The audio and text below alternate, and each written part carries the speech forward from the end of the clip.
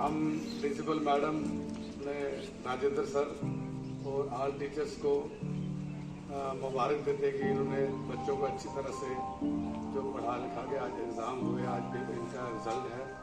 और बच्चों को मैं बहुत बहुत मुबारक देता हूँ कि यहाँ पर जो बच्चे हैं जिन्होंने कड़ी मेहनत की है, अच्छे अच्छे नंबर लिए हैं। हम चाहेंगे कि सारे बच्चे जो मेहनत में थोड़ा आगे पीछे एक नंबर ऊपर नीचे चलता रहता है, लेकिन सारे बच्चे अगर फर्स्ट वाले बच्चे जो है उनको देख के पीछे वाले बच्चे भी उनकी रेस करने की कोशिश करें, क्योंकि एक डोगरी में कहावत है कि ग्वांडियों का मुंह लाल हो तो अपना चंडों से लाल नहीं करना होता है, उसकी रेस करनी होती है। तो मैं यही कहूँगा कि हमारे बच्चों को जो प्रयास श्रीकृष्ण मॉडल हाई स्कूल के बच्चों को बहुत बहुत विदाई और बहुत बहुत मैं मुबारक देता हूँ। और जो हमारे यहाँ के ऑल टीचर्स हैं और पेरेंट्स बॉडी को भी मैं बहुत बहुत मुबारक दूँगा। और एक बात मैं करना चाहूँगा कि स्कूल के टीचर्स के साथ साथ जो हमारे पेरेंट्स यहाँ पर आए हुए हैं वो भी अपने बच्चों पर ध्यान दें, तब ही बच्चे सक्सेसफुल हो सकते हैं। और मैं ज़्यादा न कहते हुए इजाज़त देना चाहूँगा। नमस्कार।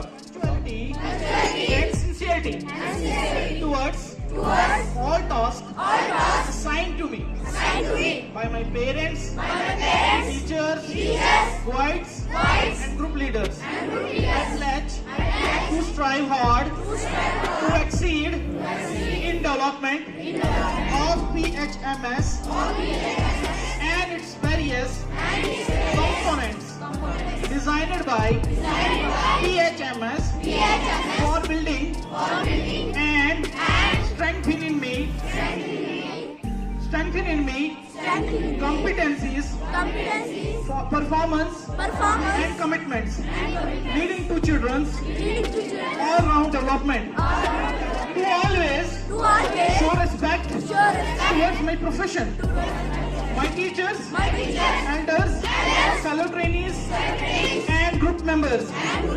I further pledge that during and after the completion of all official tasks, I being honored to our Constitution of India and PMHS founder by performing my duties towards the students, community, society, and nation at large with full zeal, profession, ethics, sincerity, and devotion.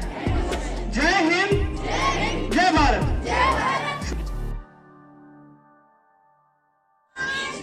सभी बच्चों को आज खुशी होगी कि result declaration day है। वैसे इस दिन का बहुत लंबे समय से हमें एक साल के लिए इंतजार करना पड़ता है ना बच्चों? तो आज आपको खुशी होगी, आपके नताइज आपके सामने आने वाले हैं। सबसे पहले मैं आज शुरुआत करूंगा सीएसई बाल विद्यालय की क्लास, जो नर्सरी क्लास में फर्स्ट रैंक रियांश साडोत्रा, जो इसने 293 मार्क्स हासिल किए हैं आउट ऑफ 300 में। तो इनकी परसेंटेज है 97.6%, पहला रैंक हासिल किया है यहाँ पे। इसके लिए जोरदार तालियां। तो सेकंड रैंक यहाँ पे हासिल किया है शिवंश शर्मा ने, जो 6% सेकंड रैंक हासिल किया। थर्ड रैंक पे हमारे पास मदंश महादेव अत्री, जिन्होंने 293 मार्क्स हासिल किए हैं आउट ऑफ 300, जिसकी परसेंटेज है 94.3%, थर्ड रैंक के साथ था बाल विद्यालय का। अभी जो है प्रयास श्रीकृष्ण मॉडल हाई स्कूल की जो क्लास नर्सरी है उनका अनाउंसमेंट होने वाला है। तो यहाँ पे मैं जो सबसे पहले फर्स्ट रैंक में है आहिल शबीर, जिन्होंने 300 मार्क्स आउट ऑफ 300 हासिल किए हैं 100% के साथ। तो मैं चाहूंगा इसके लिए जोरदार तालियां, सभी उनकी हौसला अफजाई करें। तो यहाँ पे फर्स्ट रैंक पे और एक बच्चा है जिसका नाम है मोहम्मद अयान, जिन्होंने 300 आउट ऑफ 300 मार्क्स हासिल किए हैं। इनके लिए भी जोरदार तालियां, फर्स्ट रैंक के साथ है ये भी। आरिफ जहांगीर, इनके भी 300 आउट ऑफ 300 है, फर्स्ट रैंक इनका भी रहा है, तो इनके लिए भी जोरदार तालियां। आरिफा मजीद, जिनके 300 आउट ऑफ 300 है, तो इनके लिए भी जोरदार तालियां। नर्सरी क्लास में 4 बच्चों ने जो है फर्स्ट रैंक हासिल किया है। और अब आती है बारी हमारी सेकंड रैंक की। आराधना सिंह है यहाँ पे, जिन्होंने 299 मार्क्स लिए हैं आउट ऑफ 300, मतलब very close to first rank. तो सेकंड रैंक यहाँ पे इन्हें मिला है, तो जोरदार तालियां करेंगे इनकी हौसला अफजाई के लिए। उसके बाद है हमारे पास थर्ड रैंक तालिब हुसैन, जिन्होंने 298 मार्क्स हासिल किए हैं थर्ड रैंक के साथ। तो परसेंटेज है 99.33।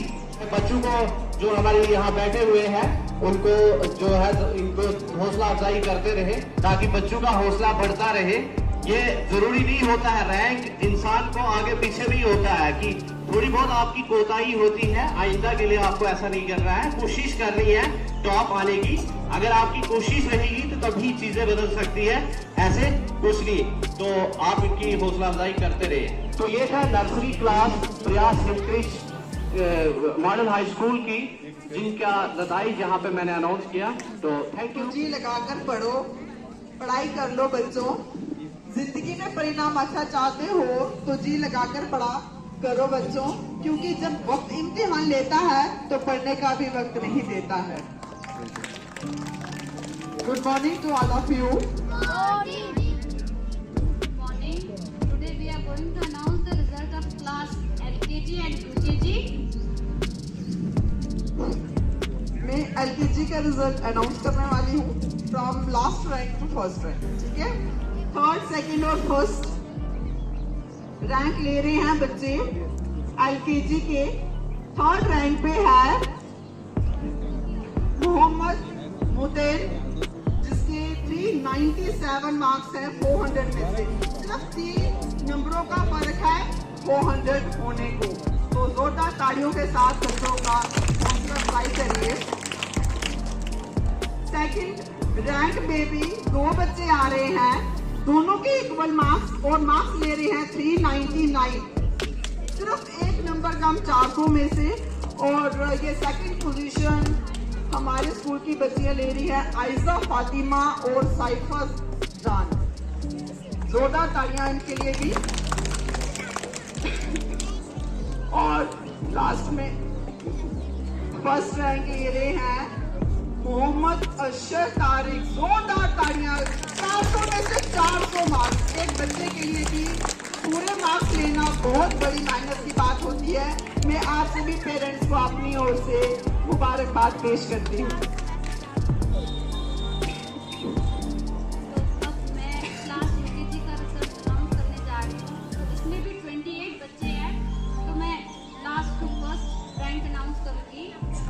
थर्ड नंबर पे आती है, थर्ड रैंक पे Aadiya Thakur 393 marks, third rank 98.25% के साथ।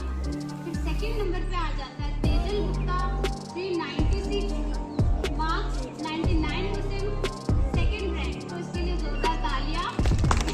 तो नंबर 1 पे जो आता है 399 मार्क्स आउट ऑफ 400 99.75% के साथ दक्षिश कुमार बासले फर्स्ट रैंक। तो इन बच्चों के लिए जोरदार तालियां। तो ये था UKG क्लास का। मैं क्लास फर्स्ट का रिजल्ट अनाउंस कर रही हूँ, तो रिजल्ट में लास्ट से अनाउंस करूँगी। थर्ड रैंक पे है Paramesh 460 marks out of 500। Second rank पे है फहीम पर 490 मार्क्स आउट ऑफ 500। तो फर्स्ट रैंक पे कौन है क्लास फर्स्ट का? Any guess? सही, यस। फर्स्ट रैंक हासिल किया है तो हरीम रियाज ने किया है 493 marks. Principal ma'am, dear parents and dear students. Today I am going to declare the result of class second from last rank to first rank. Thakur 90.4% third rank, Mohammad Nergi 96.8% second rank, and Ubaidur Rahman 99% and rank number 1. Organized. Total marks 400, obtained marks 399 और place है first. तो जोरदार तालियां दारा शबीर के लिए। Congratulation sir, आपकी बेटी ने पहली पोजीशन हासिल की है। नंबर 2 है Daria Sharma, daughter of Vijay Kumar obtained marks 319 out of 400, 97.5%, second rank. और थर्ड रैंक पे है रुमान फारूक, सना फारूक अहमद, obtained marks 97.3% के साथ इन्होंने भी सेकंड प्लेस ही हासिल किया है, यानी कि CSC बाल विद्यालय का result. Zara Shabir first position और Dariya Sharma and Ruman Farooq both have occupied the second place. तो जोरदार ताली इन 3 बच्चों के लिए। ये था CSC बाल विद्यालय का result. Teacher, welcome to all parents. I am Amina Khan, charge teacher of class 3rd. I am going to announce the results of class 3rd. Total number of students class 3rd are 80. And they have बच्ची का नाम है बाजीराज Soni, 466 marks. Second rank पे है माधवी कोतवाल, 467 marks. और जो first rank पे है बच्ची का नाम है Adnan Ashraf, 473 marks out of 500। उस्ताद के लिए मैं आपके सामने 2 शेर बोलना चाहती हूँ। उस्ताद हो मुझे इस पर मलाल थोड़ी है, उस्ताद हो मुझे इस पर मलाल थोड़ी है, मुल्क का मुस्तकबिल संवारना आसान थोड़ी है।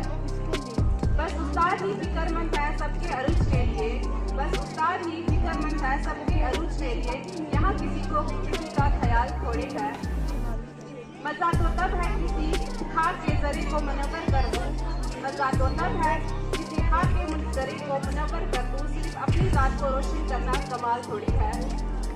मिटाना पड़ता है खुद को कौम की तरक्की के लिए, मिटाना पड़ता है खुद को कौम की तरक्की के लिए, ये काम कोई मामूली काम थोड़ी है। उस्ताद तेरी अजमत को सलाम। Thank you. विकल्प बहुत मिलेंगे मार्ग भटकाने के लिए, विकल्प बहुत मिलेंगे मार्ग भटकाने के लिए, एक संकल्प ही काफी है अच्छे रिजल्ट लाने के लिए। अच्छा लगा?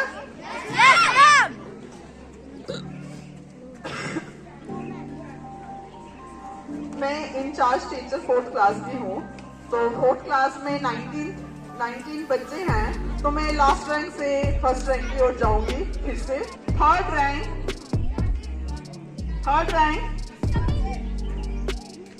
नहीं,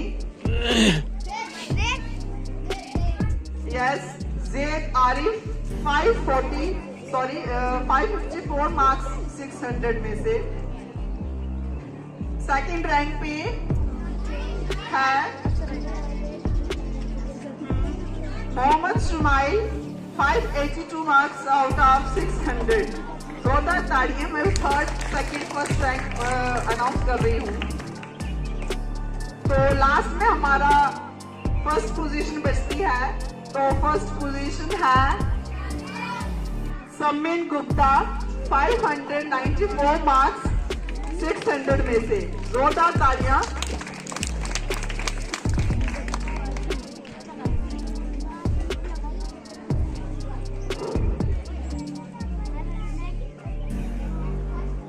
जुनून चाहिए लक्ष्य को पाने के लिए, जुनून चाहिए लक्ष्य को पाने के लिए, सपना तो हर कोई देखता है दूसरों को बताने के लिए। क्लास का रिजल्ट अनाउंस करूंगी। तो टोटल स्टूडेंट 17 है। फरहान शबीर सामने आ जाओ। 496 थर्ड रैंक के 82 पॉइंट। व्यापी कर लो इससे जो बचा है। और फर्स्ट कौन है? शाजिद हफीज, 561 मार्क्स 93.5%। जो बच्चे आए हो यहाँ पे आ जाओ सामने। शाजिद हफीज ये और ताबिश गुलजार जो सेकंड। कांच के खिलौने हवा में उछाले नहीं जाते, परिश्रम करने से जीत हो जाती है आसान, हर काम तकदीर के भरोसे तारे नहीं जाते। I am going to announce the result of class 6 in ascending order. Last से first तक जाऊंगी। Zoya Latif 463 third rank. Clap करिए। Mohammad Ayan 503 second rank. Who got the first rank in 6th class? Yes, Rihan got the first rank. Clap दो, बधाई दो, क्या हो रहा है? थक गए हो? कामयाबी का शोर मच जाएगा, कामयाबी का शोर मच जाएगा, तू मेहनत खामोशी से। तमाम नाज़रीन व नाज़रीन का खैर मक़दम इस्तक़बाल है। जैसा कि आप जानते हैं आज रिजल्ट डिक्लेरेशन डे था, तो आज हम आपके सामने जो है जमात 7वीं का जो है रिजल्ट बताने जा रहे हैं। तो रिजल्ट को बताने से पहले या मौजू का आगाज़ करने से पहले इब्तिदा एक कॉपलेट से हो जाए और एक शेर। तो कॉपलेट ये है, अर्ज़ किया है, मुलाहिज़ा फरमाइए। खला खुला रहे यारब चमन मेरी उम्मीदों का, खला खुला रहे यारब चमन मेरी उम्मीदों का, जिगर का खून दे देकर ये बूटे पाले हैं।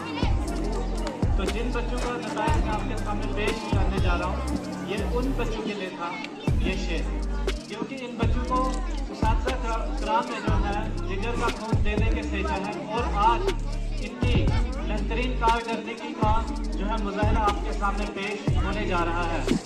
और एक कोट इन्हीं के लिए, इन्हीं बच्चों के लिए, I award is not on the dome of a royal palace, you are a falcon, you should live on the rocks of mountain.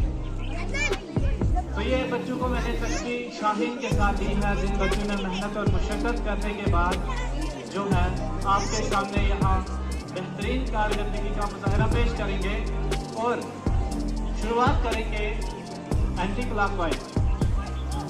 तो शुरुआत में सबसे पहला नाम जो आखिरी सिरे से शुरू होता है, उमर खालिद, जिनके मार्क्स 235 आउट ऑफ 600। और अब बच्चों की राय देना चाहूँगा कि 5 रैंक में कौन हो सकता है, अगर आप इस बात का मुशाहिदा कीजिए।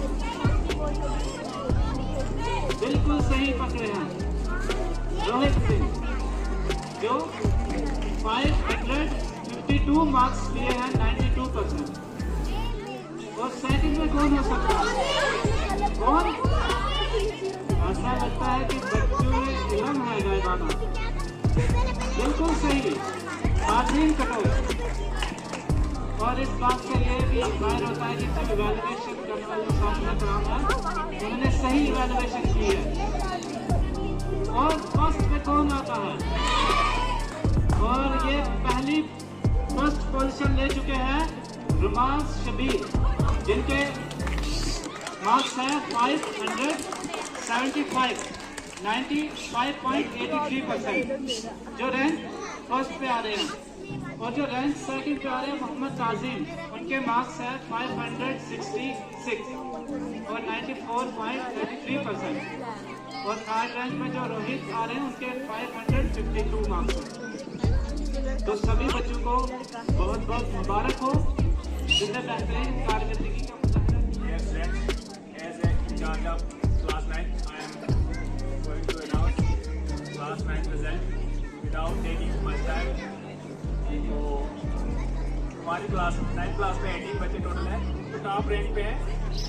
थर्ड नंबर पे जो है Afreen Mansoor, 789 marks, 78.9%, third rank. Second पे है Mohammad Irfan Naik, 794 marks out of 1000, 79.4%, और ये सेकंड रैंक पे। और लास्ट पे है महरूजा तारिक, फर्स्ट रैंक पे। Mahrooza Tariq, she got 957 marks out of 1000, 95.7%। और इस बच्चे के लिए बहुत तालियां होनी चाहिए। स्टाफ मेंबर्स और प्यारे बच्चों और सभी लोगों को मेरी तरफ से पेरेंट्स आए हैं, मैं सभी लोगों का बहुत बहुत स्वागत करता हूँ। बहुत सारे डाउट्स कुछ पेरेंट्स के मन में भी होंगे, कुछ कहीं ना कहीं सभी लोगों के मन में कुछ ऐसी चीज़ें रहती हैं। डिस्ट्रिक्ट में पहला स्कूल होगा जिसमें ये ऑनलाइन फीचर्स अवेलेबल होंगे। ऑनलाइन फीचर्स का मतलब है कि आज ज़माना ही ऑनलाइन है, तो हम लोगों का जो रिजल्ट है बच्चों को ऑनलाइन डिक्लेयर किया है। तो ऑनलाइन डिक्लेयर करने में मेहनत काफ़ी होती है, क्योंकि ये एक ऐप है, साइंटिफिक तरीके से चलती है। सॉफ्टवेयर को कंट्रोल करना सारा हमारे बस में नहीं होता, तो इसमें कुछ फॉल्ट्स और कमियाँ जरूर रहती हैं। फिलहाल जो रिजल्ट ऑनलाइन निकालने का माध्यम था वो आप लोगों के लिए इसलिए इम्पोर्टेंट है कि बच्चों को भी पता चल जाए कि आने वाले टाइम में ये ऑनलाइन फ्यूचर बनने वाला है। कभी अगर मौका ना मिले या कोरोना का पीरियड हो जिस तरह से चला, या ऐसी सिचुएशन आगे फिर से कहीं रिपीट ना हो, तो उस समय हम लोग रेडी होनी चाहिए इन चीज़ों के लिए, तो हम लोगों को तैयार होना चाहिए। आपको इस स्कूल में वो चीज़ें मिलेंगी जो शायद आपको जम्मू में जाके या अपनी JNK से बाहर जाके चीज़ें मिलने वाली है ना, वो चीज़ें आपको मैं यहाँ पे प्रोवाइड करने की कोशिश करेंगे। अपने हमारे जो स्टाफ मेंबर्स हैं उनके माध्यम से आपको प्रोवाइड किया जाएगा, बट वो फीचर्स जो आपको किसी और जगह पे सेक्टर में नहीं मिलेंगे, क्योंकि हम कंटिन्यूस इस चीज़ के ऊपर काम करने वाले लोग हैं। हम एजुकेशनिस्ट खुद हैं और एजुकेशन के बारे में मुझे लगता है कि जितनी हमारी एज है तो हम एजुकेशन में ही लिखते हैं। तो मुझे लगता है कि अगर इसमें जितनी भी बेहतरी लाई जाए, being a doctorate education subject, तो मुझे जहाँ पे भी लगता है कि यहाँ सुधार लाने की ज़रूरत है तो मैं बदलाव लाता हूँ, बदलाव करने की कोशिश करता हूँ। जहाँ पे भी चेंज आएगी तो अभी भी लाएंगे। जहाँ किसी टीचर्स में कहीं कमी होगी या किसी भी जगह पे कोई सेक्टर में हम लोगों को लगता है यार ये वाला काम अच्छा नहीं हो पा रहा, इसमें कोई प्रॉब्लम है, बट मुझे सुझाव तो चाहिए आप लोगों के, मुझे सजेशन चाहिए आप लोगों के।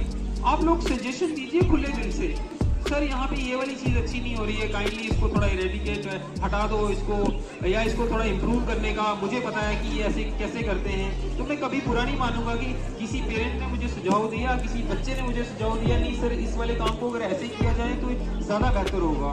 तो आई रिसीव, मैं बड़े ऑनर से रिसीव करूँगा किसी भी टीचर की सजेशन को, किसी भी पेरेंट्स की सजेशन को। बहुत सारे पेरेंट्स इलिटरेट भी होते हैं, तो ये नहीं है कि वो इलिटरेट पेरेंट है तो उनका हक नहीं है पढ़ना, उनके बच्चे अच्छे नहीं पढ़ सकते। बहुत सारे ऐसे इलिटरेट बच्चे हैं, ये पेरेंट्स हैं जिनके बच्चे अच्छे जा रहे हैं, अच्छी पोजीशन में जा रहे हैं।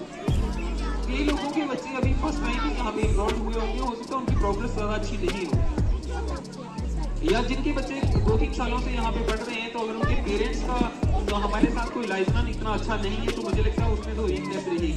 क्योंकि पेरेंट्स जब तक खुद अपने बच्चे के बारे में नहीं जानने की कोशिश करता है, चाहे हम रेडी में लगाते हैं, चाहे हम लेबरर का काम करते हैं, चाहे हम एजुकेशन में हैं, किसी भी सेक्टर में हैं, but we have to devote some time for our children. अपने बच्चों के लिए समय निकालना मुझे लगता है कि बहुत ही ज़्यादा अनिवार्य है, क्योंकि इम्पोर्टेंट इसलिए है कि हम अगर अपने बच्चों के लिए खुद ही समय नहीं निकाल रहे हैं, छोटे छोटे बच्चे हैं नन्हे मुन्ने, कल को यही हमारे चेयर्स में बैठे होने, यहाँ पे आपको बड़े टॉप रैंकिंग लेवल पे लोग, आप लोगों को यहाँ पे स्कूल में आपके मम्मी डैडी बड़ा तैयार करके घर से पूरा अपनी प्रिपरेशन करते हैं, बेचारे भेजते हैं, तो आप लोगों को किस तरह से पढ़ना है। जब आप यहाँ पे आ गए हो तो आपको यहाँ जाके वापस जो आपके मदर फादर हैं काफ़ी कठिनाई और मेहनत करके आपको यहाँ पे भेज रहे हैं, हम लोगों को किस तरह से हार्ड वर्क करनी होगी। तो जो भी डाउट्स आप लोगों के होंगे उनको हम बिल्कुल हमारे सराहों में हैं, हम लोग वो सारी चीज़ें रिसीव करेंगे आप लोगों से, और किसी की भी जो राय नहीं करना है कि ये रिजल्ट फंक्शन आप ही लोगों का है, आप ही लोगों के लिए किया गया है। कुछ बच्चों के बाद कम आए होंगे वो डिस्करेज करके, नहीं यार मेरी तो पोजीशन नहीं है ये, तो अब मैं क्या करूँगा, मुझे तो ट्रॉफी मिलने वाली नहीं है। ऐसा कभी नहीं सोचो, हम लोगों को भी लाइफ में कभी कोई ट्रॉफी बड़ी नहीं मिली थी। आजकल के जो बच्चे हैं उन्होंने अलमीरा बना रखी है। मैं किसी के साथ बात कर रहा था तो मैंने कहा मैंने प्रयास इंक्रीज के बहुत सारे ऐसे बच्चे देखे जिन्होंने अलमीरा बना दी ट्रॉफीज के लिए, ट्रॉफीज के लिए अलमीरा बना दी। तो मैंने बड़े अच्छे अच्छे रिप्यूटेड स्कूलों के नाम भी सुने और उनके पेरेंट्स से बात की, कभी कभी बच्चों से, मैं आपके बच्चे कहाँ पढ़ते हैं बात करते रहता हूँ उनसे, उन्होंने नाम तो बड़े अच्छे अच्छे लिए, बट उनका कारण क्या है कि बच्चा हर जगह पे पार्टिसिपेट भी करे। अगर आपके बच्चे में किसी में टैलेंट है, जैसे सुधांशु ये छोटा बच्चा था, इसने डांस किया था, तो मुझे लगता है कि हमारी कोशिश होगी विद इन डेज नहीं तो ईयर्स में जैसे भी होगा इसको कला उत्सव में हम प्रस्तुत करेंगे। और जैसे जो कला उत्सव स्टेट लेवल का फंक्शन होता है, यूटी लेवल का, तो उसमें बच्चों को, हमारे बच्चे में नेशनल में भी जा रहे हैं और गए हैं, कुछ बॉक्सिंग देंगे और किसी भी जगह पे, चाहे वो स्पोर्ट्स हो चाहे वो डिबेट हो, आप हमारे बच्चों को देख लीजिएगा, आपको मिलेंगे। डीसी ऑफिस में कोई फंक्शन हो रहा हो, आपको हमारे बच्चे जरूर मिलेंगे। हाँ, जो बच्चों को आगे निकालना ही नहीं चाहता पेरेंट, तो उसके बच्चे पीछे रहेंगे, इसमें कोई शक नहीं है। हमारे बीच में, मैं नाम बार बार चाहता हूँ लेकिन मैं कुछ बच्चों का नाम लेना ही पड़ता है। हमारे बीच में सानिया है, अभी वो 10th के एग्जाम दे रही है लड़की, तो मुझे लगता है कि कोई भी ऐसा फंक्शन नहीं होता डिस्ट्रिक्ट लेवल पर कि वो उसमें पार्टिसिपेट ना करें।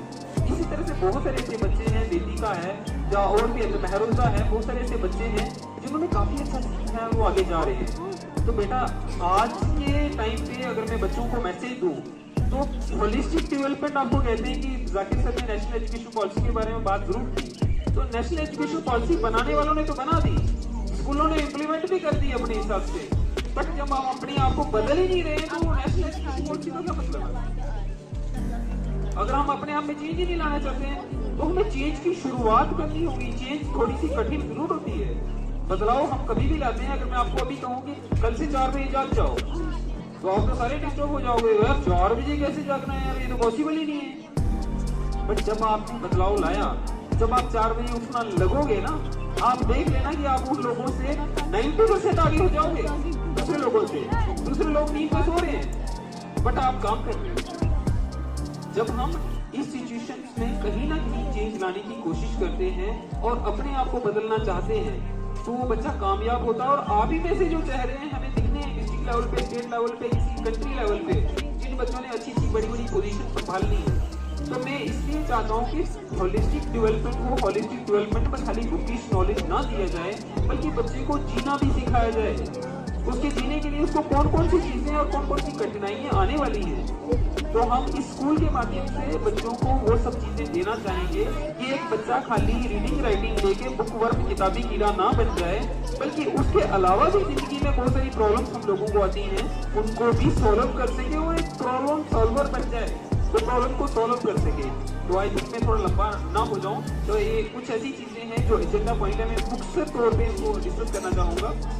जैसे एजेंडा पॉइंट में हमारे पास क्वालिटी एजुकेशन के लिए बात की है, तो हमने इस बार एक इनिशिएटिव लिया है जिसमें हमने एक टीचर्स डायरी बनाई है जिसको कंट्रोलिंग टूल बोला जाएगा, जिसमें जो बच्चे हैं मुझे ये एनालाइज हुआ कि बच्चों का जो सिलेबस है रह जाता है हर साल, कहीं ना कहीं 1-2 चैप्टर 3 चैप्टर रह जाते हैं उनके, तो लास्ट में कंक्लूड नहीं हो सकते क्योंकि हमारी प्लानिंग नहीं होती। अब अमेरिका का उदाहरण मैं क्यों लेना चाहता हूँ, अमेरिका का उदाहरण मैं ले लूँ तो अमेरिका में भी बच्चा पैदा होना है ना, दैट मीन्स अभी वो बर्थ लेने को है, अभी वो पैदा नहीं हुआ है, तो उसका पहले से ये तय है कि ये इस स्कूल में एडमिशन लेगा, इसको क्या बनाना है, क्या हमें इसको साइंटिस्ट बनाने की जरूरत है, क्या इसको डॉक्टर बनाना है, इसको इंजीनियर बनाना है, इसको टीचर बनाना है, कौन सी वैकेंसी खाली होने वाली है, इतने सालों में ये वैकेंसी खाली होगी और ये बच्चा वो बनेगा। इतनी प्लानिंग उन लोगों की पहले से है, तो क्यों हमारी प्लानिंग नहीं हो सकती? सॉरी, तो ये सब प्लानिंग हम लोगों को बड़ी इंपॉर्टेंट है। तो हमने इस बार एक टीचर डायरी का शुरुआत की है अलग से, जिसको हमने खुद इन्वेंट किया है, खुद बनाया है, जिसमें बच्चे का सिलेबस सारा डिस्ट्रीब्यूट कर दिया जाएगा टीचर्स को पहले ही, और डेली बेस पे प्रोग्रेस की जाएगी। और डेली बेस प्रोग्रेस का मतलब है कि वीकली टेस्ट होगा, हर हफ्ते में एक टेस्ट होता है। जिन पेरेंट्स को पता है तो आई थिंक वो बात भी करते होंगे, हर हफ्ते में एक टेस्ट होता है, बच्चे को प्रोग्रेस रिपोर्ट पेरेंट्स को दिखाई जाती है साइंटिफिक स्टडी के द्वारा और ग्रुपों के माध्यम से। तो अगर पेरेंट्स उनको देखते रहेंगे तो पेरेंट्स को जरूर पता चलेगा मेरा बच्चा पीछे चल रहा है या आगे चल रहा है। हर हफ्ते में 4 टेस्ट, महीने में 4 टेस्ट होंगे, चारों टेस्टों में उसको पता चलेगा मेरे बच्चे की प्रोग्रेस क्या है। टीचिंग लर्निंग प्रोसेस की बात करें तो हम 12 आवर्स नेशनल एजुकेशन पॉलिसी कहती है कि 12 आवर्स की ट्रेनिंग दे दो टीचर्स को।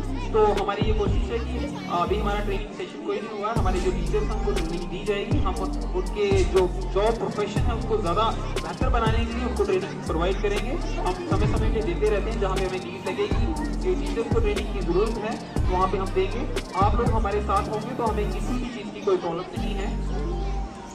इसके बाद तो कुछ ऐसी इंपॉर्टेंट चीज़ें थी एडल्ट बच्चों के रिलेटेड, तो सीसीटीवी मॉनिटरिंग की बड़ी जरूरत थी, तो वो उसका वर्क चल रहा है। तो मुझे लगता है विद इन डेज हमारे पास सीसीटीवी होगा, सीसीटीवी विद ऑडियो साउंड।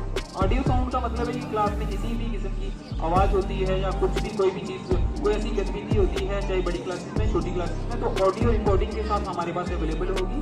तो हम टीचर्स की टीचिंग को मॉनिटर कर पाएंगे और बच्चों की एक्टिविटी को भी मॉनिटर कर पाएंगे। बहुत सारे ऐसे बच्चे थे जिनकी कहीं ना कहीं कोई दिक्कत आती थी, तो बच्चों को भी ये संभल के रहना होगा कि सीसीटीवी मॉनिटरिंग के वो बीच में रहेंगे और ऑडियो साउंड तक भी आएगी वीडियो के साथ।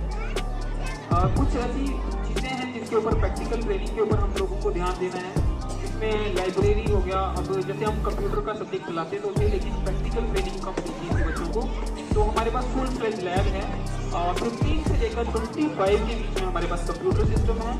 तो हम इस साल से पूरा वो डिवोट करने वाले हैं बच्चों को, और वो बच्चे आराम से पूरी क्लास उस लैब में जाके प्रैक्टिकल ट्रेनिंग दे सकते हैं, क्योंकि नेशनल एजुकेशन पॉलिसी ये कहती है कि बच्चों को छठी के आगे कोडिंग भी सिखाओ, उनको आर्ट एंड क्राफ्ट सिखाओ। तो काइंडली आप कोऑपरेट करिए कि आर्ट एंड क्राफ्ट आप तब सिखा पाएंगे कि आप बोलेंगे नहीं यार आज हमारे बच्चों को बैग के बिना ही बुला लिया, तो हम कभी कभी बच्चों को बैग के बिना भी बुलाएंगे, ताकि बच्चा कभी फ्री होके भी जी सके। तो जब वो फ्री होके जीने लगेगा तो उसको खुद पता चलेगा कि हमें लाइफ में कि हम लोगों को प्रोडक्टिव बनना और स्मार्ट वर्कर बनना है। स्मार्ट वर्कर का मतलब है कि हम काम कम करें लेकिन स्मार्ट वे में करें, इतने ढंग से करें कि हमारे काम की कदर हो।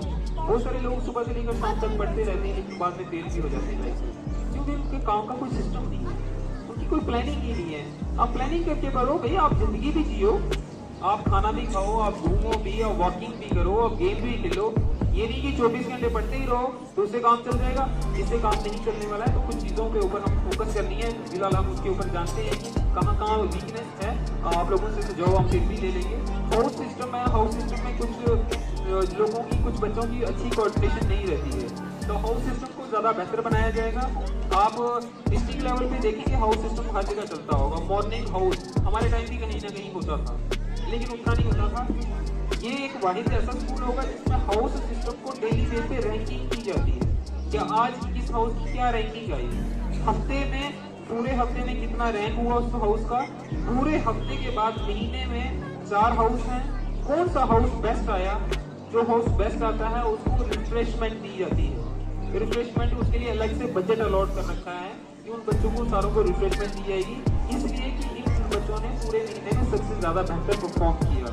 और उसके बाद हम एक न्यूज़ सेल खोल रहे हैं जो न्यूज़ बुलेटिन की तरह काम करेगा। जो बच्चा होगा जो हाउस बेस्ट आएगा वो न्यूज़ बुलेटिन के तौर पे अपनी स्कूल की न्यूज़ देगा उस दिन। तो ये नई शुरुआत कर रहे हैं, कुछ ऐसे बहुत सारे नए वीक हैं जिनको हम मॉडर्न लेवल पे यहाँ पे लॉन्च करने की कोशिश कर रहे हैं। आई थिंक अगर बच्चे समझ पाएंगे, पेरेंट्स उस चीज़ को समझ पाएंगे, तो आने वाले टाइम में लोगों को अच्छी चीज़ें मिलने वाली हैं।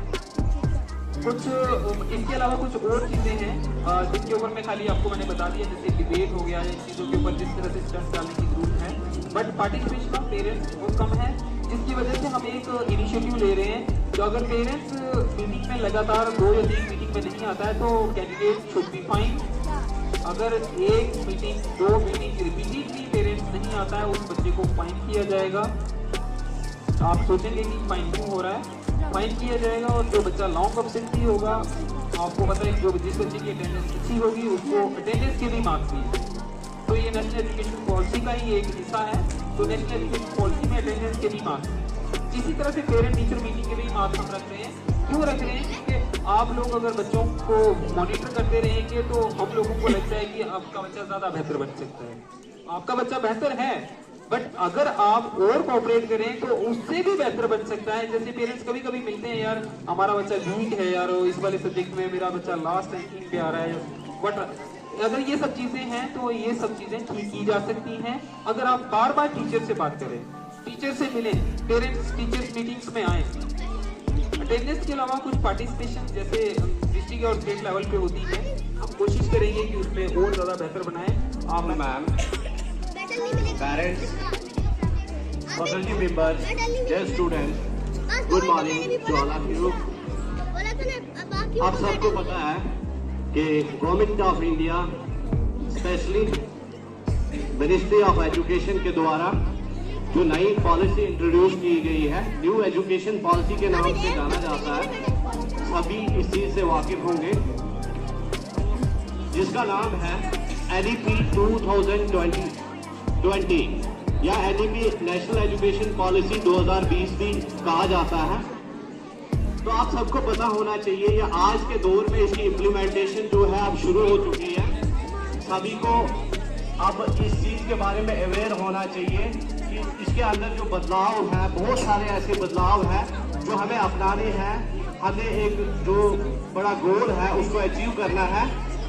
इससे पहले आपको बता दें, इंडिपेंडेंट इंडिया में बहुत सारी ऐसी एजुकेशन पॉलिसीज आई थी, जैसे कि आपको थोड़ा सा मैं याद दिला दूं जो न्यू एजुकेशन पॉलिसी 1968 थी, उसके बाद एक दूसरी पॉलिसी को रिवाइज किया गया था 1986 में, थोड़ा सा उसी के बाद 1992 में भी एक माइनर सी चेंज लाई थी। तो आज के दौर में हमें ये पता होना चाहिए कि न्यू एजुकेशन पॉलिसी है क्या। It is a way to transform Indian education system by 2040। तो हमारा जो एजुकेशन सिस्टम है उसको 2040 तक जो है क्या करना है, ट्रांसफॉर्म करना है। जो पुराने तरीके थे हमें उनको छोड़कर एक नए ग्लोबल जो एजुकेशन का हब इंडिया को बनना है, उस टारगेट को अचीव करना है। ठीक है, तो ये पॉलिसी जो है ड्राफ्ट कराई गई थी चेयरमैनशिप ऑफ डॉक्टर के कस्तूरी रंजन के चेयरमैनशिप में की गई थी और इसको रिलीज किया गया था 29 जुलाई 1920 में। ठीक है, by the ministry of education after 34 years. 34 साल के बाद एक नई पॉलिसी लाई गई थी। अब इस पॉलिसी को लाने के लिए ऐसी क्या मजबूरी पड़ गई थी हमें कि नई एजुकेशन पॉलिसी को इंट्रोड्यूस किया जाए। तो इस पॉलिसी में जब देखा गया, प्रीवियस एजुकेशन पॉलिसीज में देखा गया, जो हमारे इंडियन थे वो 5% ही जो है वोकेशनल एजुकेशन हासिल कर पाते थे। मीन्स वोकेशनल ट्रेनिंग जो थी सिर्फ और सिर्फ 5% हासिल होती थी। तो ये चीज देखते हुए जब इसकी परसेंटेज जब देखी गई बाकी कंट्रीज के मुकाबले में 50% से ज्यादा थी, और हमारी इंडिया में इस जो प्रीवियस पॉलिसी थी उसके अकॉर्डिंग 5% ही वोकेशनल ट्रेनिंग हो पाती थी। तो इसके कंपैरिजन में अगर हम देखेंगे कुछ कंट्रीज में, जैसे यूएसए में 50% वोकेशनल ट्रेनिंग दी जाती है, जर्मनी में लगभग 76%, साउथ कोरिया में 96%। और ये सारी चीजें, इन सारे सिनेरियो को देखते हुए नई पॉलिसी को, जो नई एजुकेशन पॉलिसी की हमें जरूरत पड़ी, ताकि हम हर इंस्टीट्यूट में इंडिया के अंदर कहीं पे भी एजुकेशन जो हमारी चल रही थी उसके साथ साथ में वोकेशनल ट्रेनिंग भी दी जाए। इसका फायदा क्या होता है कि जब हम पढ़ाई के साथ साथ वोकेशनल ट्रेनिंग हासिल करते हैं, अगर बच्चा कभी पढ़ाई अपनी छोड़ भी देता है किसी भी स्टेज में, तो वोकेशनल ट्रेनिंग में जैसे कि वो उसको पढ़ाई के साथ साथ में कुछ शौक होंगे, कोई जैसे लड़की है टेलरिंग करने का शौक करती है, फैशन डिजाइनिंग सिखाया जा सकता है। अगर वो पढ़ाई रोक दे तो अपना वो रोजगार जो है बना सकेगा आगे। तो इस पॉलिसी का जो अहम मकसद है वो यही है। उसके अलावा बच्चों को ऐसे कारपेंटर के जैसे स्किल्स दिए जाएंगे। ठीक है, उसके अलावा कुछ टेक्निकल स्किल्स होंगे, फर्स्ट एड के बारे में सिखाया जाएगा, पढ़ाई के साथ साथ में कंप्यूटर नॉलेज सिखाई जाएगी। ऐसे वो चीजें, ऐसे वो स्किल्स डेवलप कराए जाएंगे जो वो अपने आप को लाइफ में कभी भी जो एडजस्ट कर सकता है। अगर हम पढ़ाई कर लेते हैं तो कंपैरिजन में देखा गया, हम जो इंडियन एजुकेशन पॉलिसीज थी पहली, पढ़े लिखे होते थे लेकिन स्किल्स नहीं होती थी हम लोगों के पास। तो उसके अलावा जो न्यू एजुकेशन पॉलिसी है, असल इसका जो पर्पस है क्या था, ये था कि to build world best education system. असल मकसद हमारा जो एम है, दुनिया का सबसे बेस्ट एजुकेशन सिस्टम, एक एजुकेशन का तालीमी निजाम हो जो दुनिया का बेस्ट हो, हिंदुस्तान के अंदर हो। To make India global village super power, global knowledge super power, मतलब एक विश्व गुरु बनाना है इंडिया को इस पॉलिसी के तहत। अब प्रीवियस पॉलिसीज के बारे में थोड़ा सा मैं आपको बता दूं। जो प्रीवियस पॉलिसीज थी वो फोकस करती थी mainly on the matter of access and equity. Access का मतलब था कि एजुकेशन जो है वो हर इंसान तक अवेलेबल हो। पहले उसकी जो मेन मोटिव थे प्रीवियस पॉलिसीज की कि एजुकेशन हर इंसान तक पहुंचे, बस यही मकसद था। इक्विटी का मतलब है कि इक्वल टू ऑल, मतलब कोई भेदभाव ना हो और एक्सेस हो पाए, हर एक बंदा जो है पढ़ पाए। लेकिन जो एग्जिस्टिंग पॉलिसी है ये फोकस करती है एसेस के साथ साथ इक्विटी को, क्वालिटी एजुकेशन को, अफोर्डेबिलिटी को, अकाउंटेबिलिटी को। अगर एसेस तो हो ये तो अच्छी बात है, इक्विटी मतलब इक्वली सभी को मिले, और एक क्वालिटी एजुकेशन हो अफोर्डेबल रेट्स के साथ में हर इंसान इस एजुकेशन को हासिल कर पाए, ऐसा कहीं बैरियर ना हो कि तालीम इतनी महंगी हो बंदा हासिल ही नहीं कर पाए, इतनी सस्ती हो कि हर इंसान जो आराम से जो भी उसका इंटरेस्ट है जिस भी फील्ड में है वो आराम से वो तालीम हासिल कर पाए। और उसके साथ साथ में अकाउंटेबिलिटी है कि अगर एक बंदा एक स्कूल से फारिग हो जाता है या कॉलेज से, उसके बाद उसकी जॉब क्यों नहीं मिलती है, ये इस पॉलिसी को सोचना पड़ेगा कि अकाउंटेबल है वो लोग जिन्होंने उसको ट्रेन किया है, भाई जॉब क्यों नहीं मिलती। तो ये इस पॉलिसी के अंदर मेन ऑब्जेक्टिव्स देखे गए हैं। अब उसके अलावा मैं आपको बताना चाहूंगा जो फीचर्स है न्यू एजुकेशन पॉलिसी के, इसमें क्या था, जो 10+2 एकेडमिक स्ट्रक्चर था हमारे पास उसको रिप्लेस कर दिया गया। पहले क्या होता था कि 10+2 जो स्कूलिंग होती थी 12 साल की, आज के दौर में भी वही 12 साल है। ऐसा नहीं है कि नई पॉलिसी आ गई है तो बच्चे का जो स्कूलिंग टाइम रहेगा वही 12 इयर्स रहेंगे, तब भी थे, लेकिन कुछ स्ट्रक्चरल चेंजेस है इसमें। जैसे कि नई एजुकेशन पॉलिसी में आप देखेंगे 5+3+3+4। ध्यान से बच्चों को आज से ही अगर इसके बारे में पता रहे तो आपका ही फायदा होगा, आप समझ पाएंगे कि ये क्या स्ट्रक्चर है। पहले क्या था, बच्चा आया फर्स्ट में सीधा चला जाता स्कूल, फर्स्ट में 6 साल की एज में फर्स्ट, सेकंड, थर्ड, 10th और +2 2 साल 11, 12 लगाता था। 12 साल का स्कूलिंग पीरियड था। अब जो नई एजुकेशन पॉलिसी आई है इसके अंदर कुछ स्ट्रक्चरल चेंज उन्हीं 12 सालों को किया है। फर्स्ट 5 इयर्स, देन 3 इयर्स, फिर 3 साल और फिर 4 साल। ठीक है, तो ये एकेडमिक स्ट्रक्चर बताया गया, इसके बारे में डिटेल में आपको बताऊंगा। जैसे कि जो नई एजुकेशन पॉलिसी का एकेडमिक स्ट्रक्चर है 5+3+3+4। तो पहले जो 5 साल होंगे बच्चे के फाउंडेशनल स्टेज कहा जाएगा उसको, जो 5 साल का पीरियड रहेगा।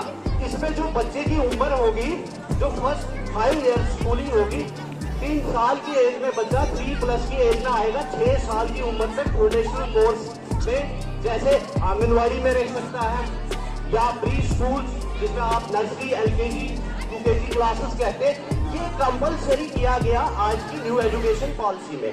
पहले ऐसा नहीं था, कहीं आंगनवाड़ी स्कूल से कोई जाता था नहीं जाता था तो 3 साल ये लगाने जरूरी नहीं थे 3 साल की एज में, लेकिन इस पॉलिसी में ये कंपलसरी करा गया कि ये प्री स्कूल स्टेज में बच्चों को पढ़ाना है। लेकिन इसके फायदे क्या है, जो टीचिंग मेथड रहेगा इसमें प्ले वे रहेगा, बच्चे को कोई ज्यादा बुकिश नॉलेज नहीं दी जाएगी, बस ये खेल कूद के लिए बुलाया जाएगा स्कूल में, खेलने के लिए अलग अलग चीजें ड्राइंग कराई जा सकती है, पेंटिंग कराई जा सकती है, सिंगिंग, ऐसी वो चीजें जो इसके अंदर इंस्टिंक्ट्स होते हैं ना बच्चे के अंदर कि उस उम्र में खेलने की जो चीजें होती है उसकी, अगर आप इस एज में आप उसको पढ़ाना चाहोगे तो फिर वो पढ़ नहीं पाता है, उसको स्कूल का डर लगता है।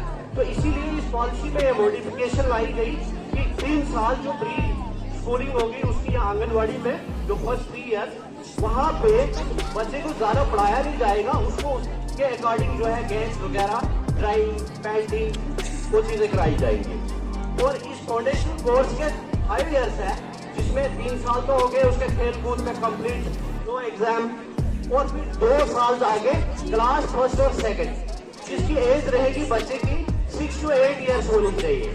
और इन 2 सालों में वो उसको इतना पता चलेगा मैं फर्स्ट में सेकंड में पहुंच गया, लेकिन नो एग्जाम, कोई एग्जाम नहीं लिया जाएगा इस फाउंडेशनल स्टेज में जो 5 साल का उसको स्कूल में चलेगा। फिर अगला स्टेज आता है 5+3 का जो रहेगा प्रिपरेटरी स्टेज रहेगा, जिसको 3 इयर्स होंगे, क्लास 3rd, 5th, जो एज 8 to 11 इयर्स तक चलेगा उसका 3 साल का स्टेज।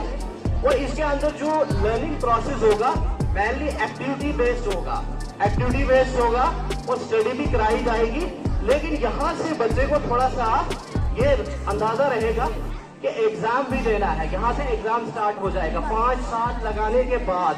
जब वो 6th में जाएगा उस टाइम उसको थोड़ा सा एहसास होगा कि नहीं अब एक प्रिपरेटरी स्टेज में, सॉरी 3rd में, 4th में, 5th में थोड़ा एग्जाम देने की उसको प्रैक्टिस सिखाई जाएगी। तो उसके अलावा एक और अहम चीज है इस हमारे फाउंडेशनल स्टेज में, जो टीचर्स होंगे हमारे वो ज्यादा जो है यहाँ पे रीजनल लैंग्वेजेस या मदर टंग को फोकस करेंगे। अब हम चाहते हैं ना कि हमारा बच्चा जो है आज से अंग्रेज बन जाए और इंग्लिश में ही बोलना शुरू करे, लेकिन ऐसा नहीं होता। इस पॉलिसी के अकॉर्डिंग ये देखा गया जो बच्चे होते हैं वो मदर टंग या रीजनल लैंग्वेज में ज्यादा बेहतर सीखते हैं और किसी लैंग्वेज से, तो उसमें ज्यादा समझ आती है। तो इस स्टेज में, पोटेंशियल स्टेज में जो है रीजनल लैंग्वेज या मदर टंग को ही ज्यादा फोकस किया जाएगा और यहाँ से एग्जाम देने की प्रैक्टिस उसकी शुरू हो गई। उसके अलावा आ जाता है एक और स्टेज हमारा मिडिल स्टेज, जो 3 इयर्स रहता है। 3 इयर्स का स्टेज रहता है जिसमें क्लास 3rd और 5th, क्लास 3rd से लेके क्लास 5th तक, जिसमें एज बच्चे की क्या होगी, मिडिल प्रिपरेटरी स्टेज में क्लास 3rd to 5th 8 साल से 11 साल उसकी उम्र होगी, ठीक है।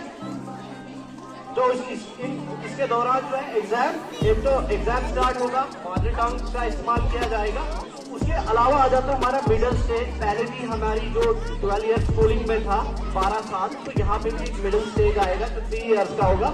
क्लास 6 to 8, क्लास 6 to 8 ये पूरा स्ट्रक्चर आज से इम्प्लीमेंट हो रहा है। Class 6 to 8 age 11 to 14 years. तो यहाँ पे बच्चों को कंप्यूटर नॉलेज देना शुरू की जाएगी, कंप्यूटर के बारे में उसको, कि कंप्यूटर के अंदर जो क्या कैसी लैंग्वेजेस का इस्तेमाल होता है, क्या कोडिंग होती है, ये सब चीजें सिखाई जाएंगी।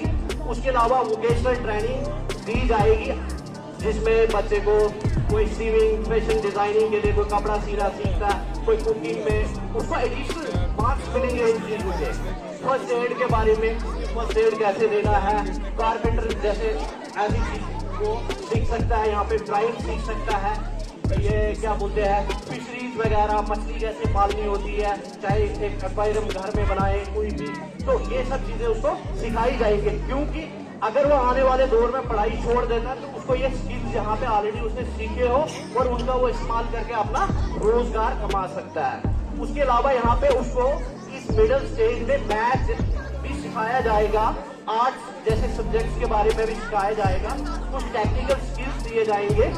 उसके अलावा हमारे पास एक और स्टेज आता है secondary stage. New education policy के जो 12 इयर्स है उसका जो लास्ट स्टेज है उसको हम सेकेंडरी स्टेज कहते हैं, जो 3 ईयर पीरियड रहेगा जिसमें क्लास 9, 12 एज 14 to 18 ईयर्स रहेंगे।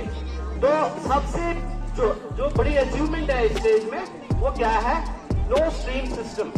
क्या होगा इसमें, स्ट्रीम सिस्टम नहीं होगा। जो ही बच्चा 11-12 में जाता था, जो प्रीवियस पॉलिसी थी 10+2 पैटर्न जो था, उसमें बच्चे जाते थे मेडिकल लेनी है, आर्ट्स लेना, नॉन मेडिकल लेना, पेरेंट्स भी परेशान, कहीं पे स्कूलों में जो अवेलेबल ही नहीं थे स्ट्रीम्स, तो ये बड़ी प्रॉब्लम होती थी। लेकिन आज के दौर में इस नए पैटर्न में इसको खत्म कर दिया, नो स्ट्रीम सिस्टम। बच्चे को जो मर्जी एक सब्जेक्ट अगर वो चूज करता, मैथ, दूसरा उर्दू, उसकी मर्जी, तीसरी साइंस जो थी वो पॉलिटिकल साइंस ले, जो सब्जेक्ट उसको मन करेगा वो ले सकता है। स्ट्रीम सिस्टम जैसी चीजों को खत्म कर दिया गया, आर्ट साइंस कोई मतलब नहीं रहेगा इसमें आप। तो उसके अलावा जो है वो फ्रीली चूज कर सकता है अपने कॉम्बिनेशन को। उसके अलावा यहाँ पे क्रिटिकल थिंकिंग डेवलप की जाएगी इस स्टेज में बच्चे की, और सेमेस्टर सिस्टम वगैरह जो है लाया गया है। जैसे हम कॉलेजों में देखते थे, ये सेमेस्टर सिस्टम वो भी इसमें इंट्रोड्यूस किया जाएगा सेकेंडरी स्टेज में।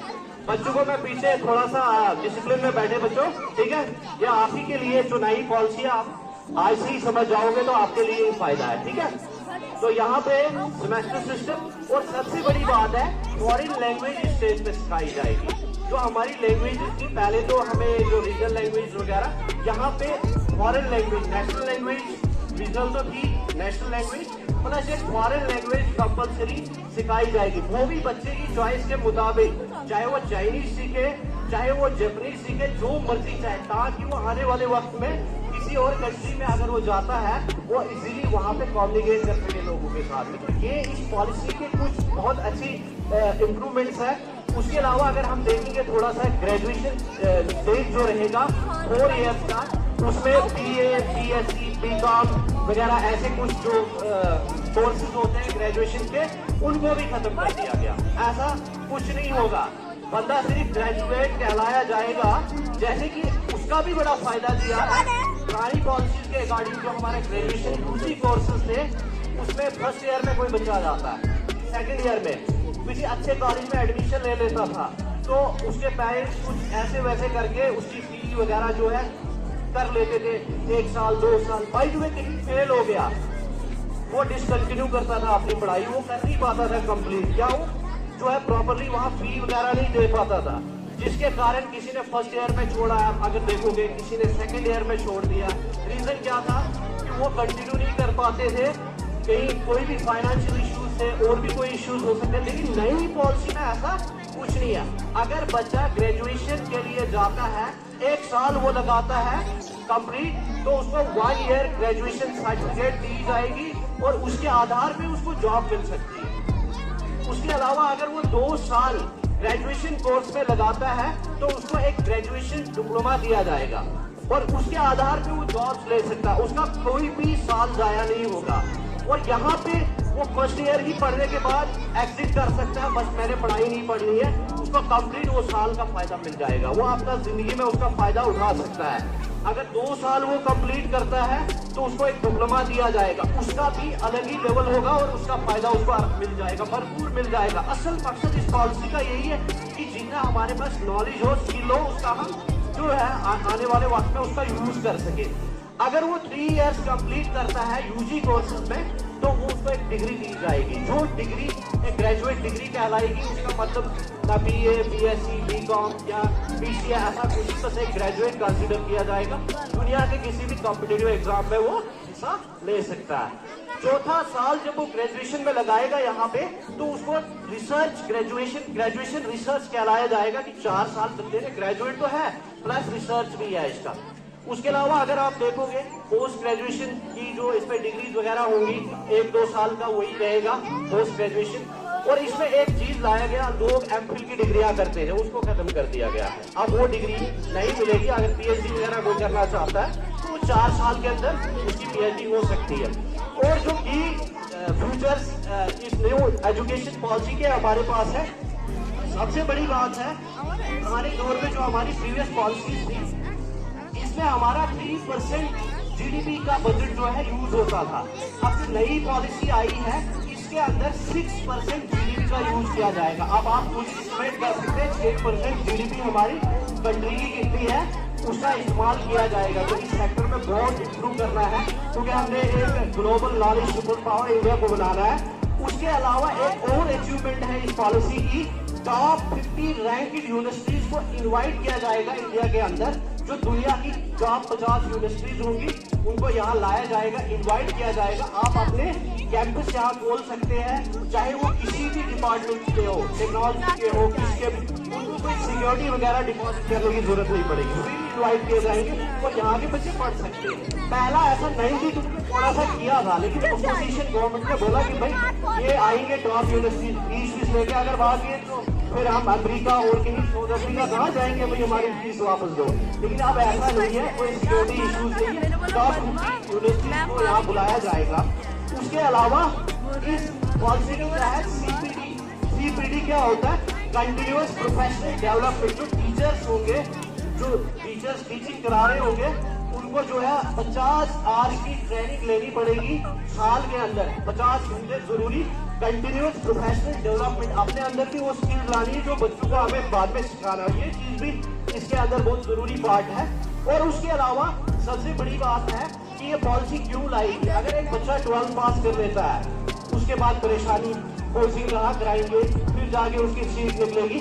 लेकिन अब ऐसा नहीं है, किसी चीज को एलिमिनेट करने के लिए एक बच्चा अगर 12 पास कर लेता उसको कोचिंग की जरूरत नहीं पड़नी चाहिए कॉम्पिटिटिव एग्जाम को क्रैक करने की। वो सारी चीजें उसको पहले सिखाई जाएंगे, पहले ही प्रिपेयर कराया जाएगा। और रॉट मेमोराइजेशन स्किल जो पहले होती थी, रटा मारो भाई बच्चे को सुनाना है, एग्जाम देना है, उस चीज को शिफ्ट करके हाई ऑर्डर स्किल लाने की कोशिश की जाएगी। जैसे एनालिसिस करने आना चाहिए, क्रिटिकल थिंकिंग बच्चे के अंदर डेवलप हो और कंसेप्चुअल क्लियरिटी के साथ।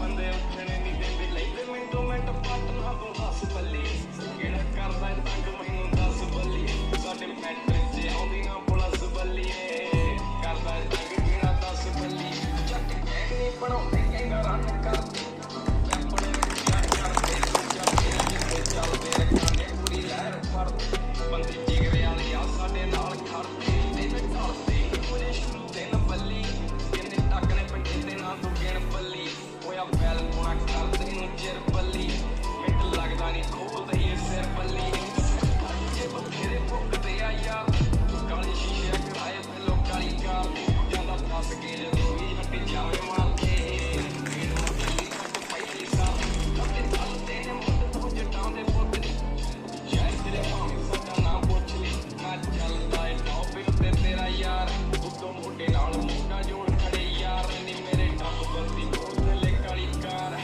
ਡੱਬ ਬੱਤੀ ਮੋੜ ਥੱਲੇ ਓ ਮੇਰੇ ਡੱਬ ਬੱਤੀ ਮੋੜ ਥੱਲੇ ਕਾਲੀ ਕਾਰ ਐ ਡੱਬ ਬੱਤੀ ਮੋੜ ਥੱਲੇ ਕਾਲੀ ਕਾਰ